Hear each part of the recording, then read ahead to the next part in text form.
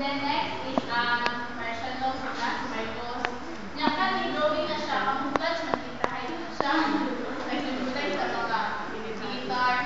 Wala siya. Ay, kamuklat na uniform na kita na siya. Next, ikato people power with yellow kay Dinoy kay Dinoy na po no. Dinoy o Tigori. Sa mga yellow. Then, mag-start na sa executive appointment niya. As well, ang executive is kanang president. Ang president is kanang powers invested in the president. Yeah. Under sa executive department is like departments like Department of Agrarian Reform, Department of Agriculture and the like. And then there's specific bureaus and offices directly under the office of the president. So, and the next is the legislative in Senate and the House of Representatives. Ang Senate is composed of 24 na senators, and then ang House of Representatives is 250.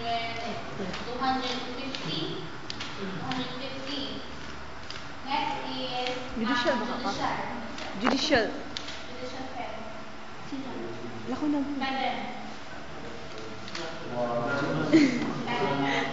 Sige, video ka. Kasi ko video mo. Important.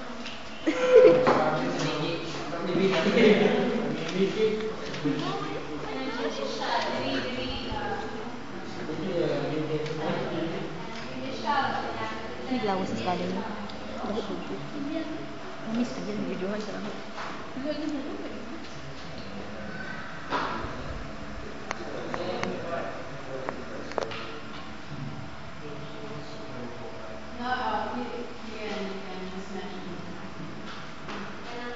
The hierarchy of parties in the Philippines. First is it's under the judiciary and judicial it's the Supreme Court is the highest court, the next is Court of Appeals, then the next is Regional Trial Courts, then the next is the Metropolitan Trial Courts and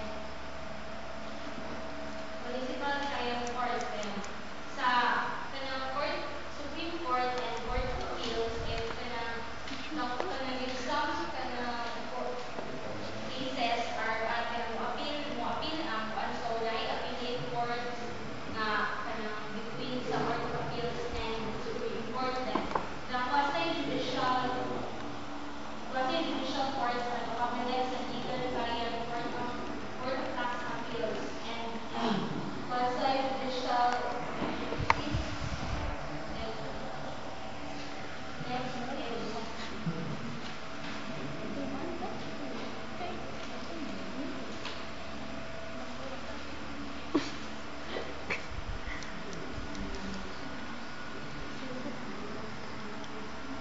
the Metropolitan Trial Courts and Municipal Trial Courts of the cities these are called the first level courts established in each cities and municipalities.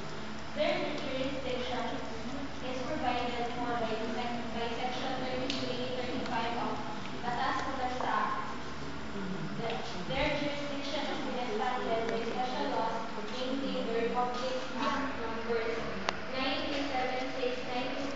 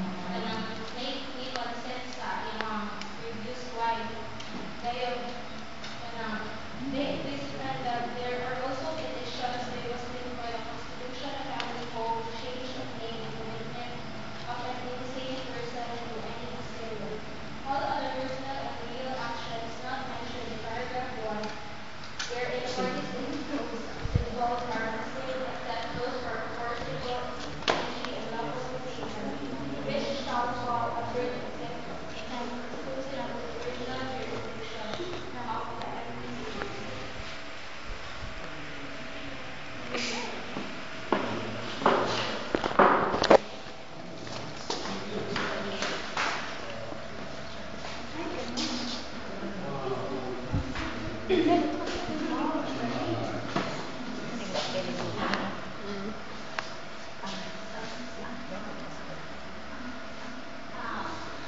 to discuss about the LGU, which is, I think you are all familiar with this, consideration we have with this subject.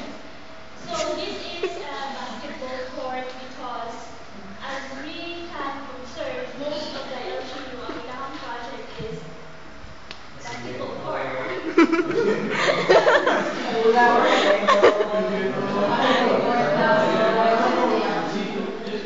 So kung makakita ka basketball court, ang first thing na mo, so sa tuhuna-huna is LGU.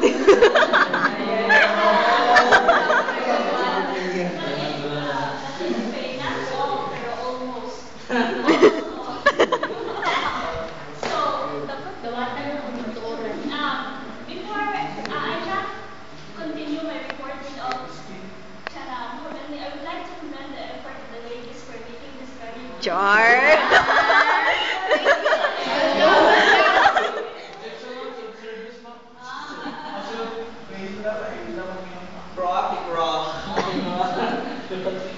Welcome. LGU, I think it's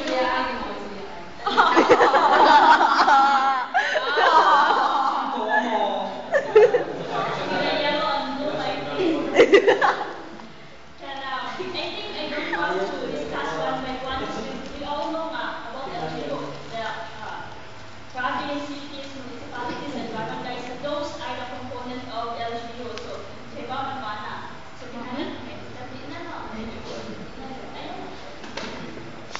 so, next is Constitutional Commission. Here are the professionals symbolizes the Civil Service Commission.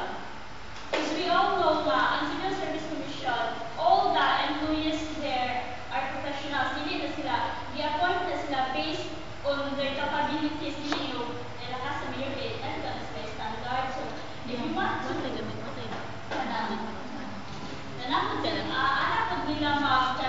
anak nila magkana eligible sila daw once na kinahalan kung apply ka eligibility ato ka sa civil service. So that's why professionals na ang civil.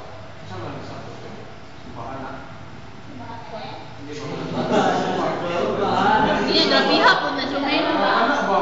Kwarta na Jumel. Uy, isa pa na Jumel. Uy. Commission audit. Wow, Jumel. Kanya lang simbahan.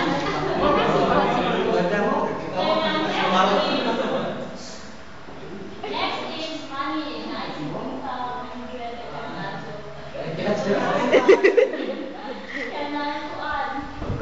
Symbolizes the commission and audit. As we all know, ang commission and audit, ang iyang function is to examine, audit, and settle all accounts pertaining to the revenue and assets of expenditures or uses of funds and property sa government. So, nani kay it refers to funds. This is a ballot box, which I know you know. Nakaibaw ko kung saan natin symbolize the commission and election. The commission and election, ang iyang function is to manage all the election events. So, enough with that. Let's proceed to the agency. Unsa mo na? Epering na Jumel.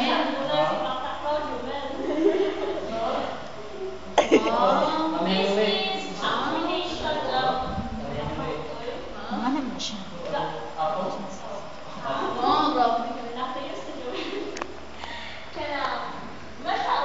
a connected portion of red and yellow without because it symbolizes the unity of the agency. Char. Agency, not by two additional agencies belongs here, which are the Ombudsman and the Commission on Human Rights. So the same with this Constitutional Commission,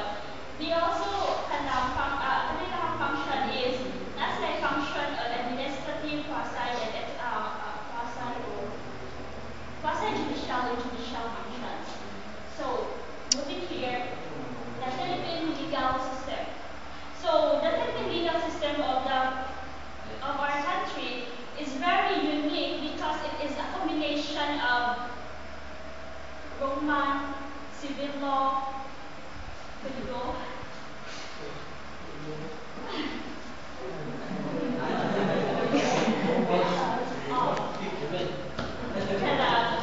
I-combine ang mga laws of Muslim na sila napuntaan na in order to cover this problem.